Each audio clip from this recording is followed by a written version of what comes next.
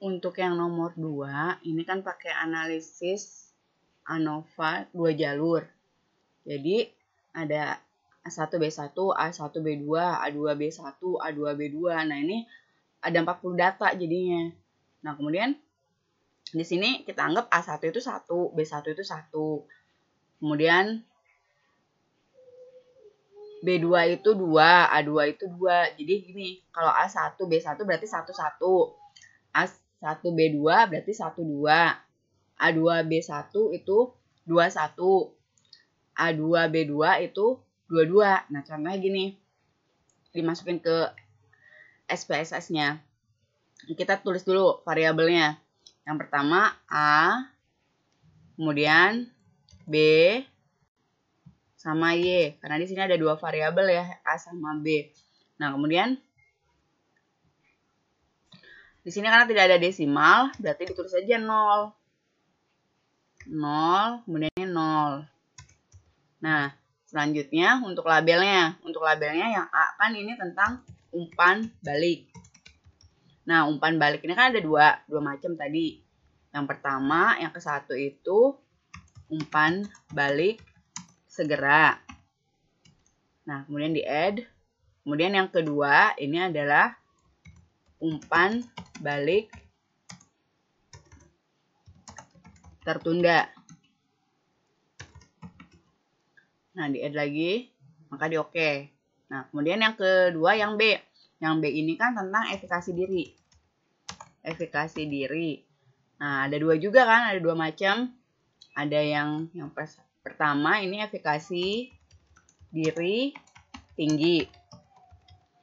Di add. Kemudian yang kedua ini efikasi diri rendah. Nah, di add lagi. Terus kemudian di oke. Nah, kemudian yang Y. Yang Y ini adalah kemampuan berpikir reflektif. Nah, selanjutnya, udah gini kan, kita langsung ke data view. Di sini ada A, B, Y. Yang pertama kan untuk yang A1, B1 tadi ya. A1, B1 itu kan ada 10 data. Berarti kan A1, B1. A1, B1 itu 1, 1. Terus ini 1, 1 ada 10 kan. 1, 1, 1. Kemudian 1, 1. Tinggal kita copy paste aja. Dibuat 10 tabel. Nah, kemudian yang nilainya berapa? Nilainya ini kan 70, maaf yang ini 79. Nah, tinggal kita masukin aja sini. Nah, kemudian yang kedua kan A1 B2. Berarti kan tetap nih 1 ya, ada 10 kan. A1-nya oke, tinggal copy paste aja, ada 10. Kemudian yang B-nya, tapi B-nya adalah B2, berarti 2. Di sini 2, 2, 2. Nah, terus sampai 10. Nah, kemudian nilainya yang ini kan. Nah, A1B2 copy paste. Nah, tinggal dimasukin. Kemudian yang ketiga A2B1. A2B1, A2 kan 2. Berarti 2. Ada 10 kan? Nah, ada 10. Kemudian B1. B1-nya berarti 1. Nah, disesuaikan. 1 berarti ada 10 datanya.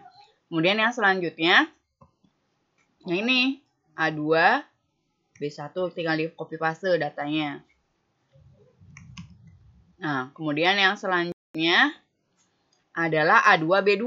Berarti ini kan 2. Ada 10 ya. A2. A2-nya kan 2 nih ya. Kita masukin. Terus yang ininya juga 2. Nah, A2B2.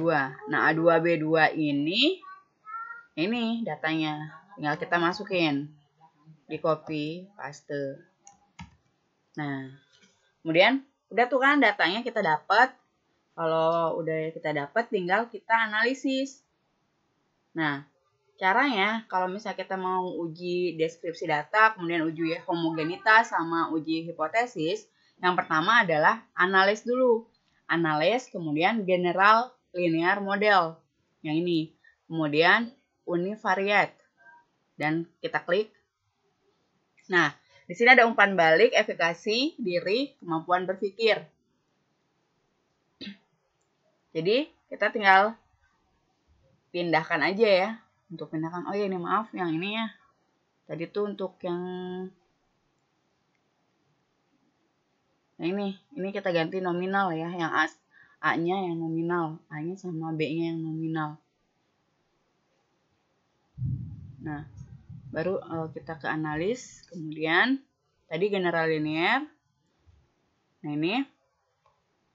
Kemudian selanjutnya kita tempatkan yang dependen yang mana, independen yang mana. Yang untuk yang dependen kan ini, kemampuan berpikir. Nah, ini yang merupakan faktornya kan, faktor yang mempengaruhinya, umpan balik sama efikasi diri. Jadi dimasukin ke sini. Nah, kemudian klik option. Kita klik option. Nah, di sini ada A, B, terus A bintang B. Maka ini kita pilih di sini, jangan lupa deskripsi sama homogenitasnya. Nah, kalau udah tinggal di oke. Tinggal di continue ya, tinggal di continue. Nah, kemudian langsung kita oke. Nah, datanya ini. Udah ada kan? Kemudian baru kita copy paste untuk yang ini, tabel yang ininya. Nah, jadi yang pertama deskripsi statiknya ini, deskripsi statik. Yang ini kita copy, kita masukkan ke sini, ke jawabannya ya, untuk yang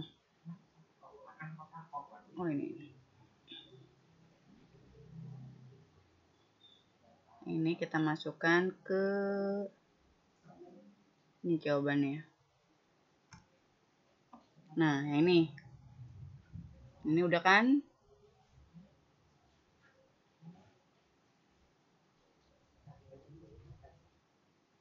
Nah, sama ya hasilnya. Nah, kemudian baru kita tentuin mana meannya, mana ininya, standar deviasinya. Nah, kemudian selanjutnya, nah ini skala ini untuk menguji homogenitasnya. Untuk menguji homogenitas, kita ngelihatnya dari tabel Leven. Nah, jadi pas kita di lembar kerjanya, kita lihat, nah skala Levensnya ini. Nah, kita lihat nilai signya. Nilai signya adalah 0,671. Kalau misalkan nilainya dia lebih dari 0,05, maka dia dinyatakan homogen atau sama. Nah, berarti dia udah uji prasyarat nih bahwa dia udah homogen gitu. Nah, kemudian yang selanjutnya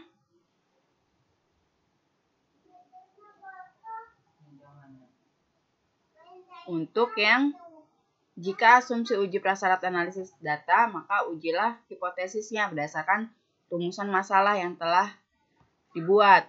Jadi, yang ini kita ngelihat dari tabel yang ketiganya, yang berikutnya, yang dari SPSS-nya yang ini. Nah, yang test of between subject effect. Jadi, ini yang dimasukkan ke dalam jawaban tadi. Nah, dilihat di sini. Di sini kan ada A, B, A bintang B. Nah, jadi kalau yang A itu yang umpan balik.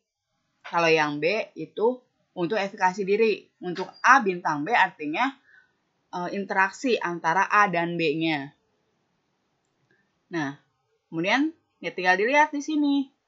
Nilai F hitungnya berapa, sig-nya berapa. Kemudian yang B-nya untuk yang efikasi diri, sig-nya berapa, F hitungnya berapa. Kemudian yang interaksi antara umpan balik dan efikasi diri, sig-nya berapa, F-nya berapa. Nah, tinggal disimpulkan di sini. Jadi kalau misalkan dia kurang dari 0,05 itu signifikan. Kalau misalkan dia lebih berarti tidak signifikan. Jadi dilihatnya dari nilai sig-nya tadi. Nah, kalau misalkan udah signifikan ini, lanjut ke uji yang berikutnya, yaitu uji lanjutannya. Nah, caranya itu adalah dengan cara, nah kita balik lagi ke SPSS-nya. Jadi tinggal kita ke data view, kemudian yang ini.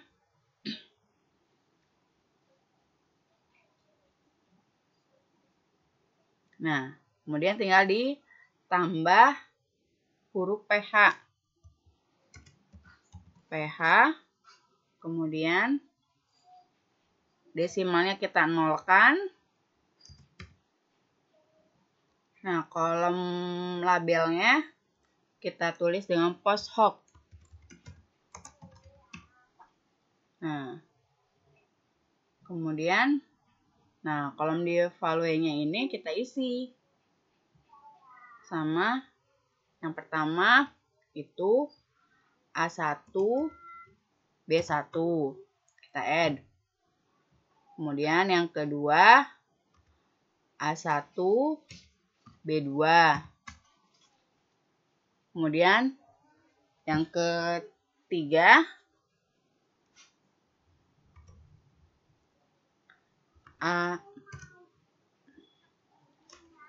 A2, B1. Yang keempat A2, B2. Nah, di add. Terus oke. Nah.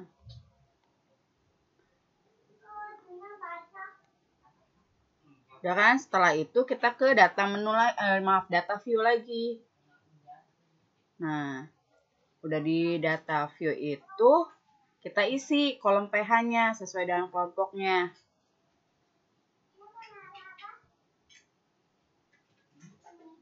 Nah, ini.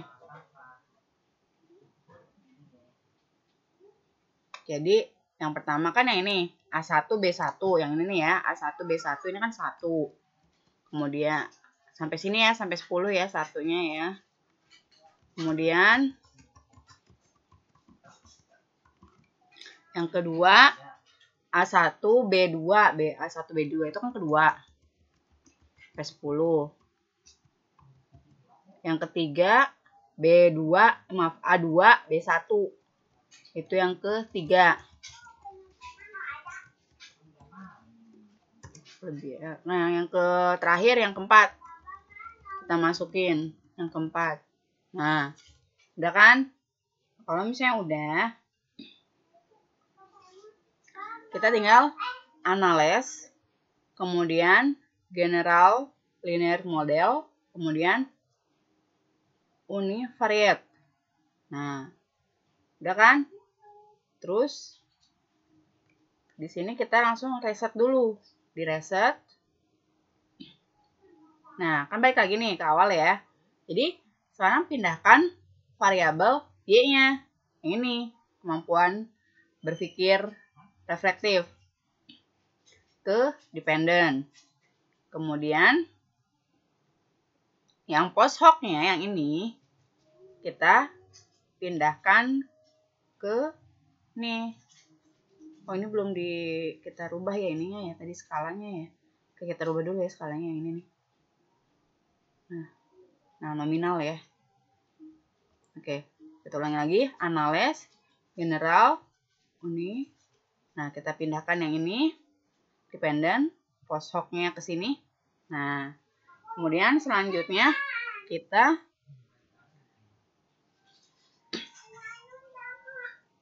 pilih post hoc yang ini, post hoc-nya ya, post hoc test 4. Oke, kita pindahkan PH-nya. Nah, kita klik 2K-nya, central 2K, kemudian continue. Nah, setelah continue kita langsung ke OK. Nah, di sini udah keluar post hoc testnya yang ini. Nah, kemudian barulah kita ini tinggal di copy paste aja gitu.